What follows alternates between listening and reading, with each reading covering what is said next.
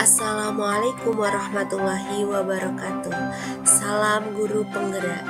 Perkenalkan, nama saya Karina Cahya Adilia. Saya calon guru penggerak angkatan 10 dari SDN Jagung Kecamatan Pagu.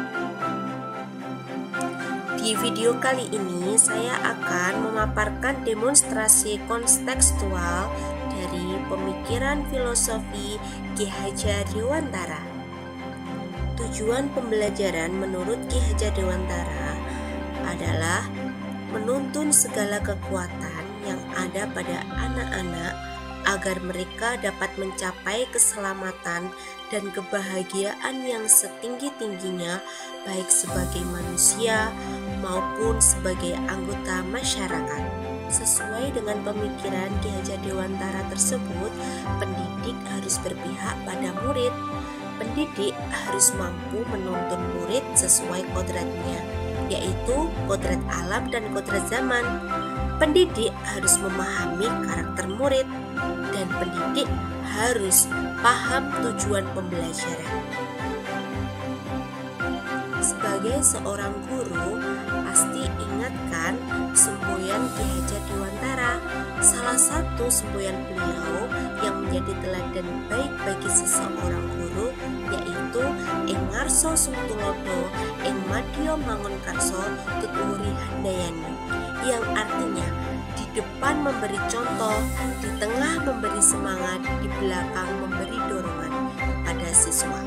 Jadi, kita sebagai guru harus bisa memberikan contoh yang baik untuk anak-anak dan memberikan semangat kepada anak-anak untuk semangat belajar, dan di belakang kita harus selalu memberikan dorongan terhadap siswa.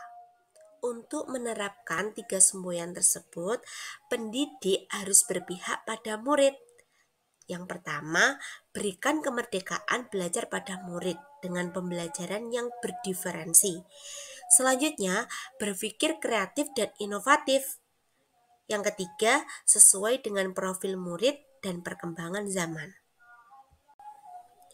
Suasana pembelajaran di lingkungan sekolah kami yang berpihak pada murid sebagai berikut.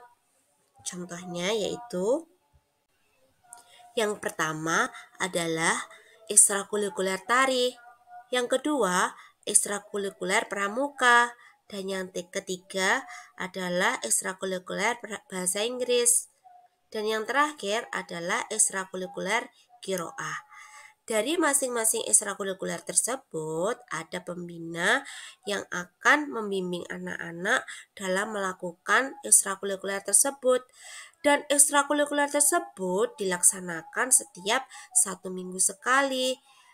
Dari jadwal ekstrakurikuler tari, ekstrakurikuler pramuka, ekstrakurikuler bahasa Inggris, dan ekstrakurikuler qiraah akan ada yang menjadi penanggung jawabnya.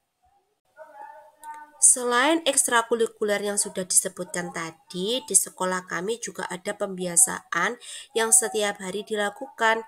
Yang pertama adalah sholat duha berjamaah.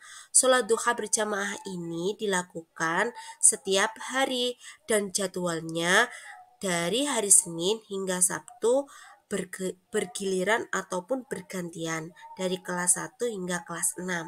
Selanjutnya ada sholat duhur berjamaah. Sholat duhur berjamaah ini dilakukan oleh kelas tinggi, yaitu kelas 4, kelas 5, dan kelas 6. Selanjutnya adalah pembiasaan senyum sapa salam. Pembiasaan ini dilakukan semua siswa ketika bersenyum bertemu dengan guru maupun teman, menyapa ketika bertemu dengan guru maupun teman, dan bersalaman ketika bertemu dengan guru maupun teman. Selanjutnya adalah kegiatan literasi. Kegiatan literasi ini di SD kami dilakukan setiap hari dan dilakukan ketika pagi hari seusai berdoa. Kegiatan pembelajaran bervariasi.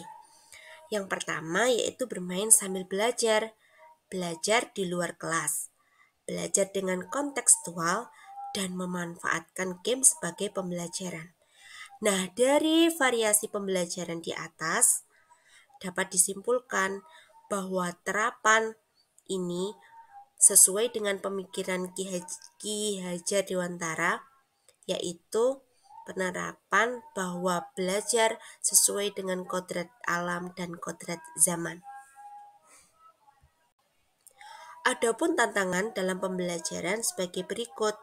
Setiap guru maupun murid memiliki tantangan dalam pembelajaran. Nah, bisa disimak. Tantangan yang dialami oleh guru yaitu kemampuan guru yang belum sepenuhnya memahami pemikiran Ki Hajar Dewantara bahwa pendidikan yang berpihak pada siswa. Nah, pada SD kami masih mengutamakan pendidikan itu berpihak pada guru. Nah, di sini dengan adanya guru penggerak, kita dapat memaparkan atau kita dapat mendistribusikan dari pembelajaran kita sebagai guru penggerak ini dapat ditransfusikan kepada guru lainnya bahwa sekolah kita harusnya memahami pemikiran Ki Hajar Dewantara bahwa pendidikan itu tidak harus berpihak pada guru, melainkan pendidikan itu berpihak pada siswa. Dan tantangan untuk murid juga yaitu kurangnya motivasi murid yang mengikuti program yang diadakan sekolah. Contohnya yaitu pada SD kami yang masih banyak murid-murid yang bermalas-malasan untuk mengikuti pembelajaran yang sudah dipaparkan oleh guru. Dengan adanya begitu, kita harus lebih memahami bahwa pembelajaran tidak harus berpihak pada guru melainkan berpihak pada siswa, sehingga siswa dapat berkolaborasi dengan siswa yang lainnya sehingga tertanamlah pembelajaran yang kooperatif dan inovatif, kreatif dan mandiri. Adapun solusi untuk menanggulangi tantangan tersebut tadi yaitu pengembangan diri guru, menuntun murid, model dan media, serta teladan bagi murid. Jadi sebagai guru kita harus mengembangkan diri untuk menjadi guru yang profesional dan menuntun murid untuk menjadi murid yang teladan, berkarakter, mandiri, kreatif, inovatif.